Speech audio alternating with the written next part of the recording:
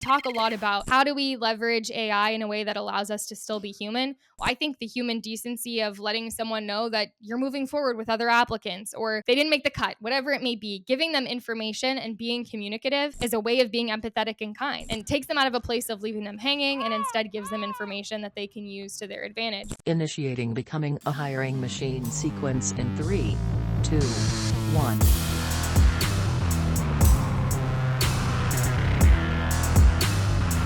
Hey everyone, it's Sam Keenly, and welcome to Becoming a Hiring Machine. This is the show dedicated to fixing recruitment by going beyond saying what needs to change and instead teaches you how to make that change.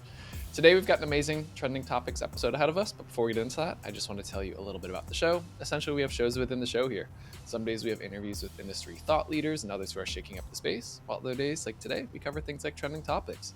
Stop by every Tuesday for a Tactical Tuesday episode where we go deep on how to do something that's going to help you drive better results in your day-to-day. Some days we open up for Q&A, and other days you get a mic drop episode from Matt where he shares something that he's been thinking about within the recruitment space and wants you to know. And as a reminder, if you like the content that we share here on the show, make sure that you subscribe for more and give us a good rating in your podcast platform. All right, this week's trending topic is exactly that. We're going to review some of the most interesting, thought-provoking, and one of them is the most downright ridiculous thing that we have absolutely seen this week in the world of recruitment. So this one's going to go down as one of our more fun and entertaining episodes. So after the last month of going deep on all things biz dev, we want to come up for some air and have some fun with you all. So with that, let's jump into it with our beloved trending topics co-host, Lex. Lex, welcome back. Thank you. Happy to be here. And yeah, happy to lighten the load a little bit with a fun episode. It's fun, but it's also kind of deeply upsetting equally. There's some stuff in here that might be triggering for some recruiters. There's going to be some who are feelings. listening. There's going to be some feelings. Exactly. I even just compiling some of these screenshots, I was just shaking my head. I have a little bit of a neck ache now. So, warning to all listeners, if you're driving right now and you're prone to road rage, pull over. Just save this episode for later because you're going to have some feelings. Oh man. Yeah. Teeing this one up while they're just like, what did I just turn on? Why am I going to be listening to this? Exactly. Got to keep the intrigue going. So yeah, ultimately this is a collection of some crazy things that we've seen floating around the internet the past week or so. As you know, we spend a lot of time on Reddit, kind of just seeing what's out there, what kind of organic conversations are people having. And as anyone who's familiar with Reddit knows, there's the good, the bad, and the ugly of humanity represented on Reddit. On any given day, you might find something that changes the way you think about something in a very positive way, and something that makes you never want to talk to another human again. So, in this case, I like to call this racketeering for recruiters. You surfaced this post that you saw. And I'm going to read it. It's a little bit long, but just bear with me. I'm going to read this and we'll just enjoy the ride together. So this was posted in the recruiting subreddit, and it's tagged as a business development question. Hello, fellow recruiters. I'm new to recruiting, and I know I have asked a lot of questions today, but this will be my last for the week. I think everyone is well aware of the surplus of applicants over the past 2 years. I think the majority of them are fake candidates or unqualified candidates applying to anything. A minority of them are qualified candidates, but are unfortunately a needle in a haystack. The market has also been brutal from a BD perspective, and winning clients is not easy. One theory that crossed my mind: are recruiting agencies submitting fake resumes to overwhelm internal HR? I'm thinking the intent is to overwhelm HR to the point where they delegate the search to external agencies. If this is actually a strategy, I do have a software engineering background where automating the resume creation process wouldn't be that difficult, but submitting them could present some challenges. Not leaving an evidence trail would also be imperative. My question is this a valid strategy? For example, after submitting 1,000 plus fake resumes, you would reach out to the hiring manager or internal TA team to offer your services. I'm very green in the recruiting world, you think? And this simply might be a bad strategy. Any opinions are highly valued. I also just want to paint a picture for our listeners. This has 0 upvotes and 30 comments. That's quite the ratio. Well, and this was when it was pulled. I'm actually tempted to go in and see. I feel like this has to be in the negatives, and the comments have to be brutal at this point. I mean, is this a valid strategy? Being a genuine question. Anytime you have to say not leaving an evidence trail would be imperative, I think you're on the wrong track, buddy. I like that they at least teed up. I have skills where I could do something like this. I do have a software engineering background and I could help with automating the resume creation process. I mean, the creativity is definitely something to applaud, but the ethics, on the other hand, now that's where things get a little bit dicey. I'm wondering, so what? How do you chalk this one up to cost of goods sold by the time that you finally do land that client? You know, how many hours have you put in to win this client relative Excellent to question. everything else? Yeah, this Excellent was a wild question. one. This was a wild one. Like as we said, like I think everyone listening to this probably thinks similarly to us, but almost just had to put this one out there in the beginning because it's so absolutely absurd. Fits Reddit well. Definitely. It was a great read on a Monday. Monday morning scroll.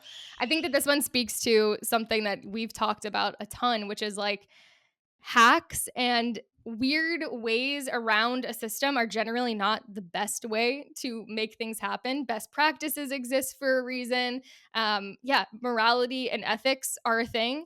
And I think at the end of the day, it's like if you're trying to find some hack, there's probably a better way to solve the problem that you're trying to solve. And it's actually probably a little bit easier too. Like, yes, this person has a software engineering background and they could automate some of the resume creation, but there's so many logistics that they'd also have to figure out to make something like this work if they were going to try to do so. And I just think, yeah, there's probably a better way to do business development. I don't know. Maybe they should listen to the all of our episodes that we published last month. I would think so. I would You think should so. honestly just drop a comment in there and direct this person to them. I'd like to see where that goes. It could be a good success story one day on the blog. Oh my god. I'm trying to scroll Reddit to see if I can find this post. I'm not finding it. It might be it might be pulled by now. They might have shame deleted that one. They Yeah, their might just karma have was in the tank. They had to. shamed into deletion. But yeah, that was a good one to kick us off on. Hopefully, as we said, you pulled over. You're not taking this one too seriously, and you got a good laugh out of it. And hopefully you have not tried racketeering in the past. But if you have, Yeah, don't let us know. We don't want to be complicit and keep that to yourself. it is Don't frowned leave an upon, evidence trail. unfortunately. Hmm. So the next one is we're a big fan of this person. We've had him on the podcast before, Mike Pedito. He's head of talent at Teal. He is known for posting funny memes, videos, just really topical stuff on LinkedIn. So if you don't follow him yet, highly recommend giving him a follow. He's one of my favorite people on the platform.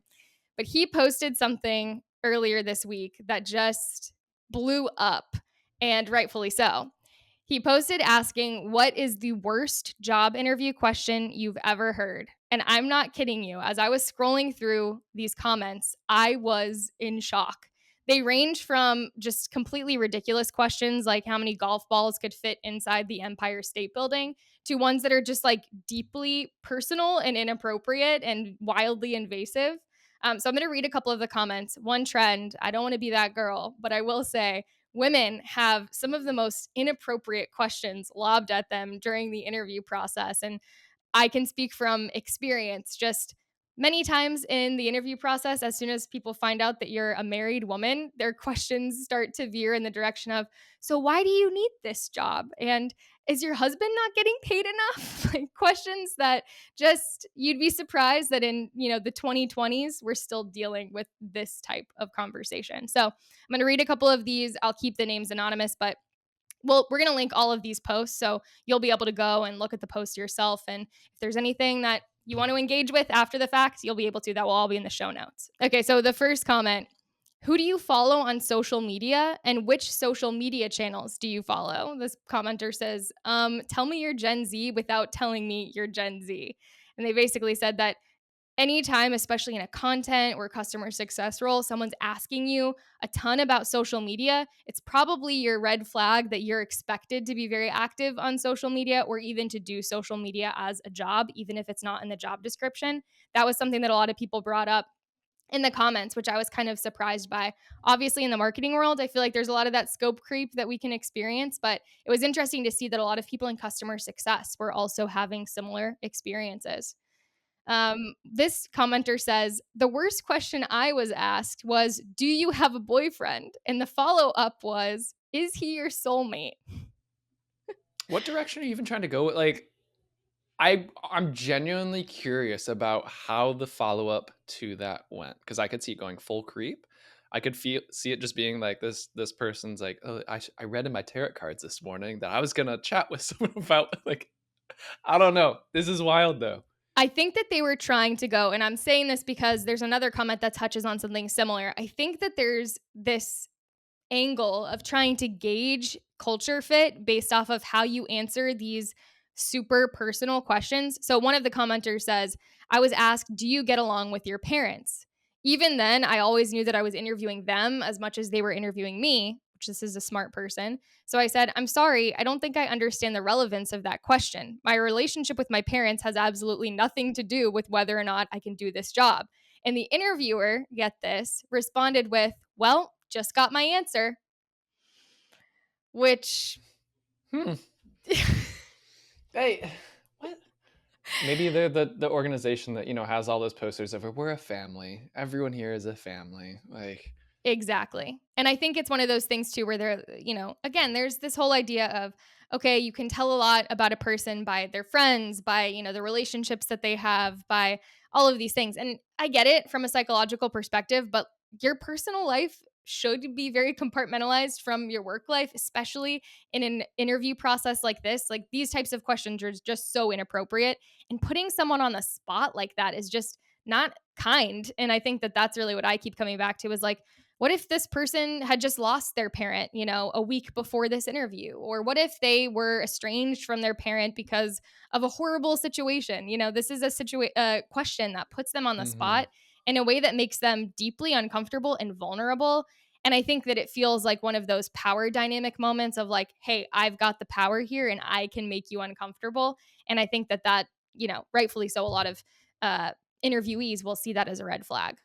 Yeah. Well, one, yeah, as you say, it's a red flag. They're just like, okay, this interview's done.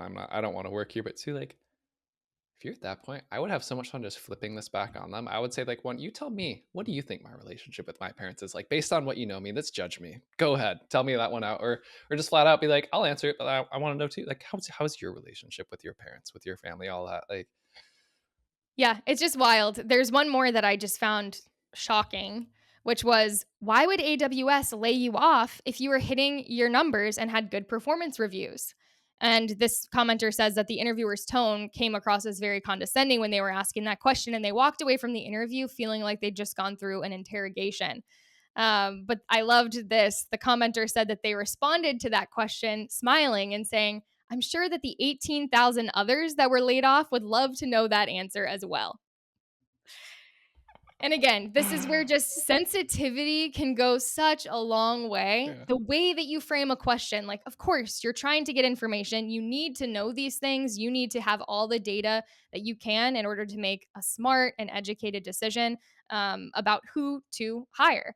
But to be empathetic and kind and sensitive as you are seeking some of this information is just, it's imperative.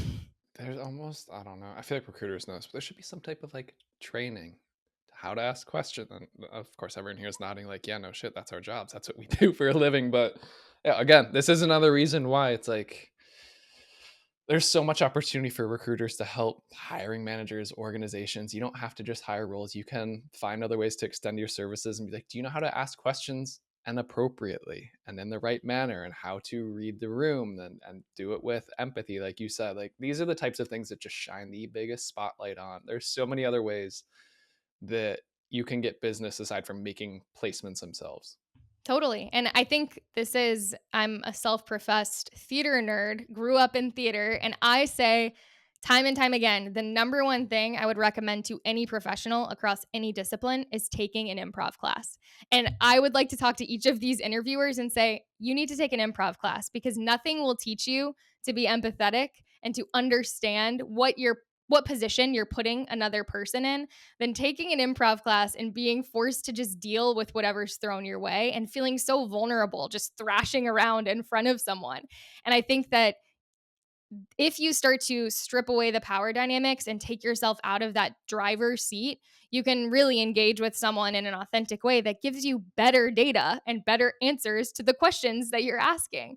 I think that that's the disconnect here is people think that like by asserting some sense of dominance, they're going to control the outcomes and get what they need out of a situation. But people are much more responsive to people who treat them as equals, and they're more willing to be honest and open and vulnerable with people who they respect and feel like respect them. So this is just to me a total misread of what an interview should look like. And I mean, obviously this was a prompt that was calling for responses like this, so it's skewing in the negative. I hope that this happens more rarely, but it was crazy to see how, hundreds of comments coming through with stories like these. I feel like that's just like an episode of The Office waiting to happen. Honestly, Parks and Rec, something. It would have been absolutely brilliant. maybe we need to pitch it to NBC. They haven't had a Maybe good sitcom in a while. We've got to send it their that's true. way. A recruiter's sitcom, I would watch that. I would absolutely. An agency of just people trying to fill roles and interviewing, and yeah, I'd watch it. I like it. Okay, so the next one, and this kind of segues nicely. Like this, there's going to be two posts here, and I think that they kind of present almost opposite POVs on a situation. But I think that it really ties in nicely to that empathy conversation and like what is the role of empathy in the interviewing process and in the screening process as a whole. So this post is going to, I'll just read this post and then we'll kind of dive in from there. A hiring manager recently boasted about rejecting 1,547 job applications for not following their hidden instruction in the job ad. The manager in question published a job that received 1,561 applications. Only 14 candidates followed the process in the ad. Instead of applying through LinkedIn, the job ad secretly asked applicants to email their cover letter and resume. Of the 1,047 that submitted via Easy Apply, none were reviewed. Only the 14 that emailed him directly received a response. I have a few issues with this process. This gotcha strategy aims to reduce applications, that's clear. And yes, we want candidates to read the advert.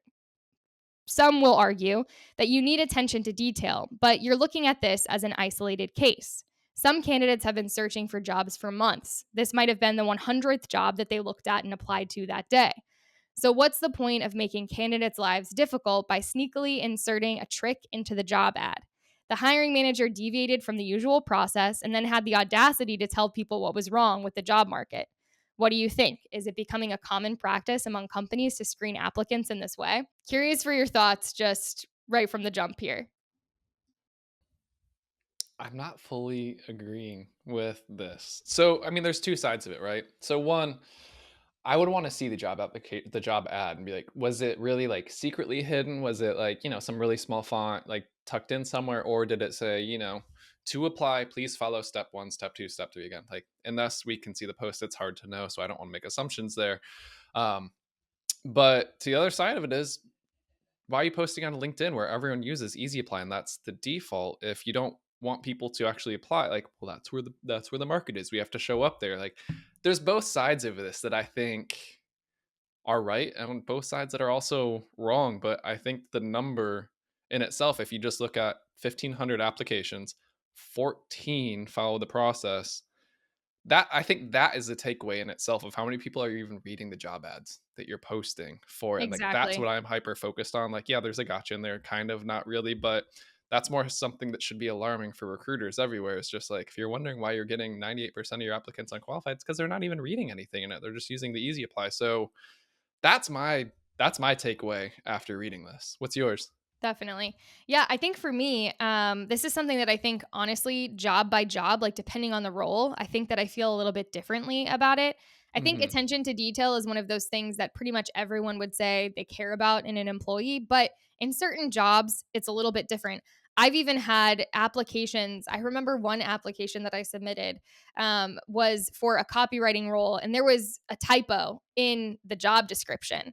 And they were hoping that people would call out that typo and have that be part of their application, essentially. But I think that it makes sense in that regard because again, it was a copywriting and editing role or something like that.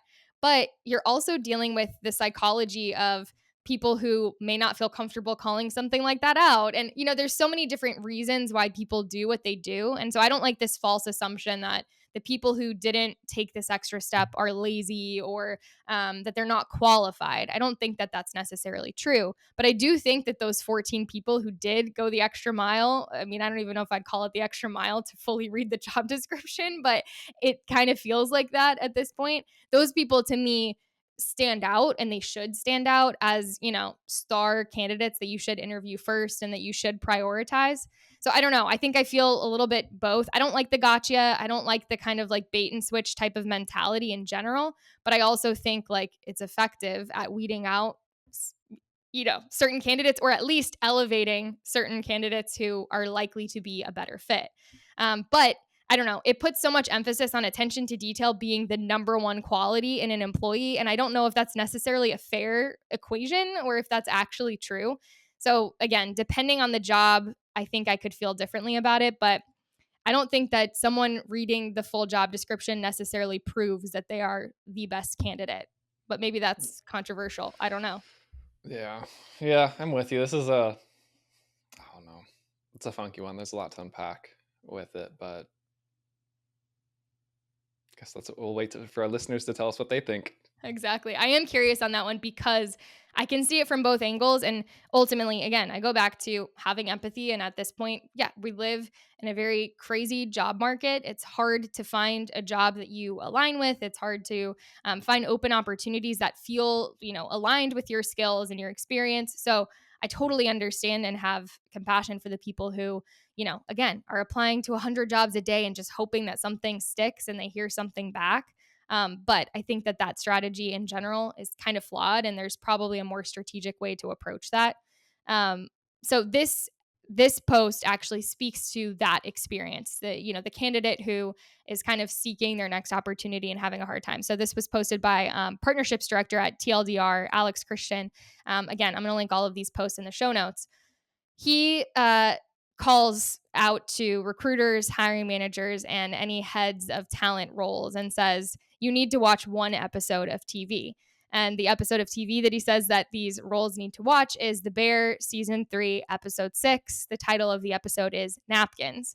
I haven't seen season 3 of The Bear yet, so I did get spoiled by this post, but it's not really a spoiler. It's honestly just like a minor plot point. But there's some backstory to a character named Tina. She's on the job hunt. She's putting in the work. She's handing her resume to anyone who will take it, doing all the right things, really going above and beyond. But she's still in an absolutely crazy job market and is just kind of getting kicked in the face left and right, ignored by recruiters, falling prey to fake job postings. Basically, nothing's going her way, rent's due, and she's kind of at her rock bottom.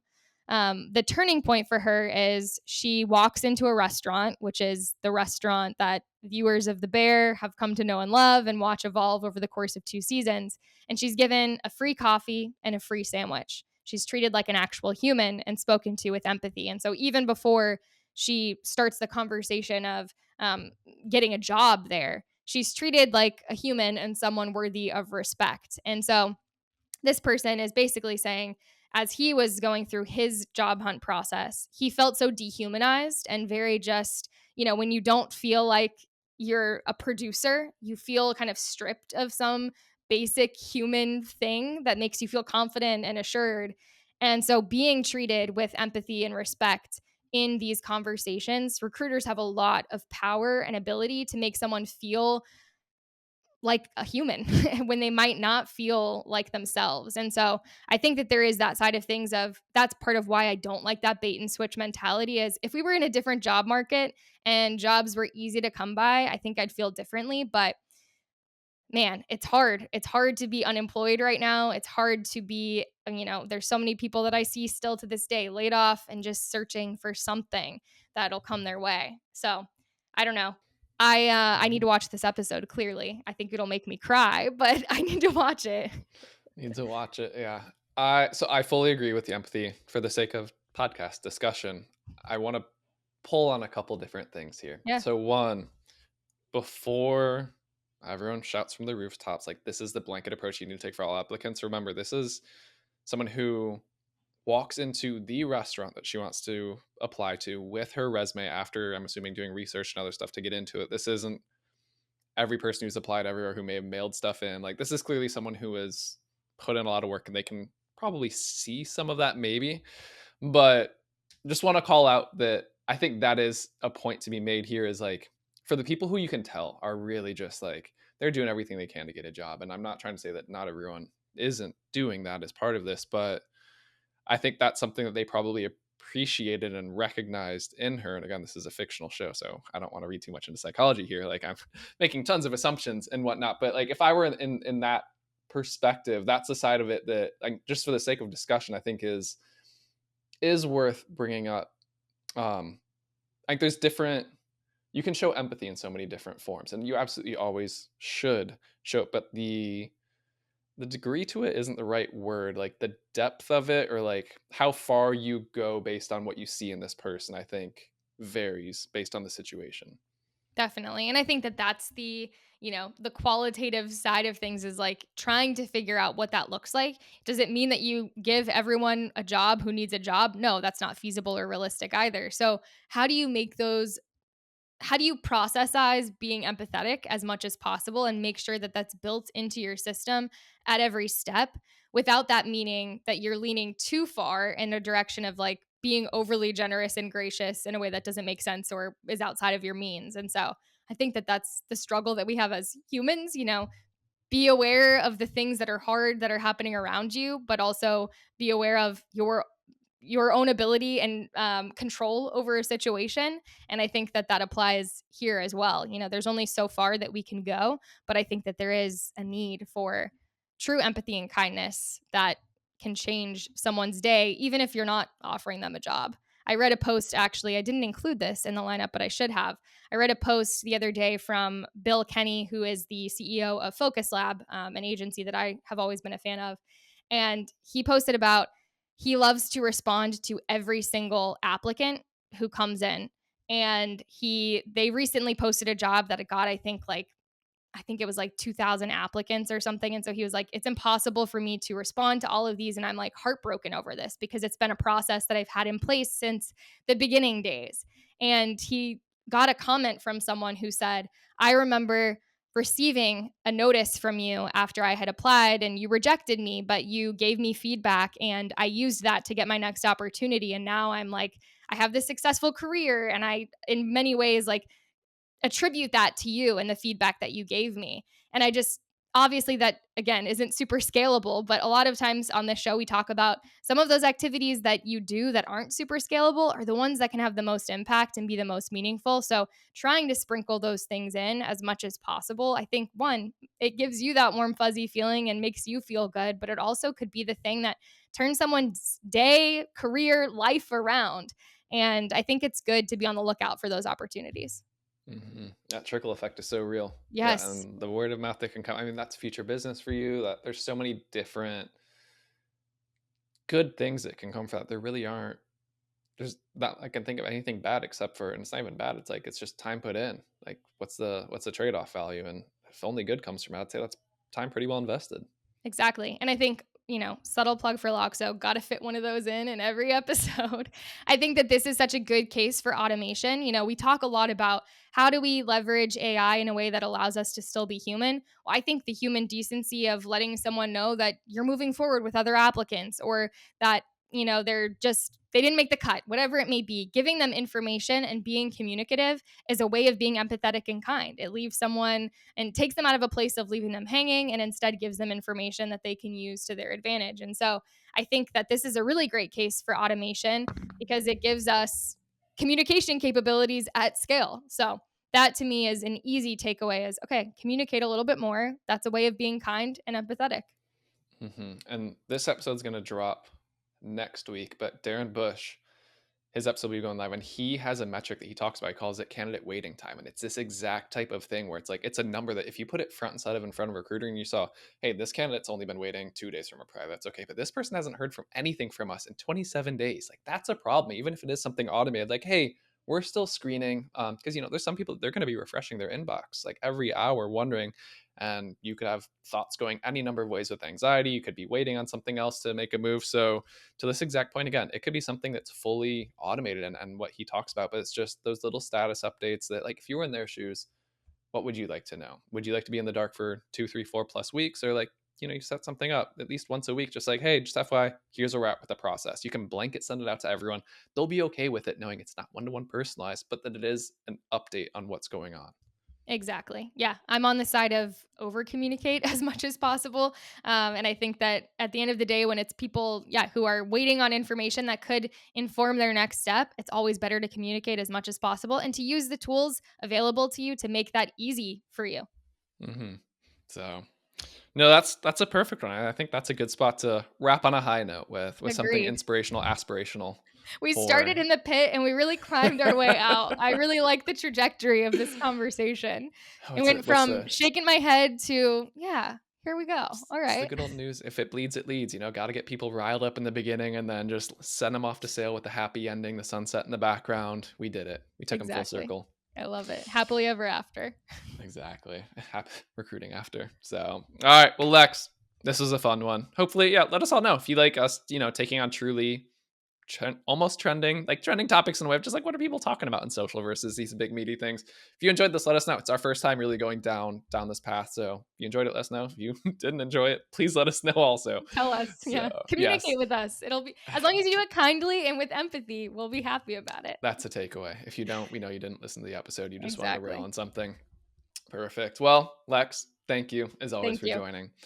All right. Well, as we wrap, Becoming a Hiring Machine is a production of Loxo. If you like this episode, but you're not sure where to go next, we've got a link to a similar one. You can find those in the description of your favorite podcast streaming platform, as well as on our website.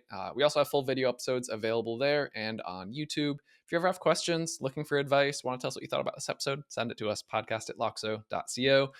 And lastly, if you did love this, please make sure to leave a quick rating in your podcast streaming platform. It's only going to take you 3 seconds, but it's going to help other recruiters like you to find us. So, all right, everyone, that's the show. This was a fun Trending Topics episode with Lex. Until next time, bye, y'all.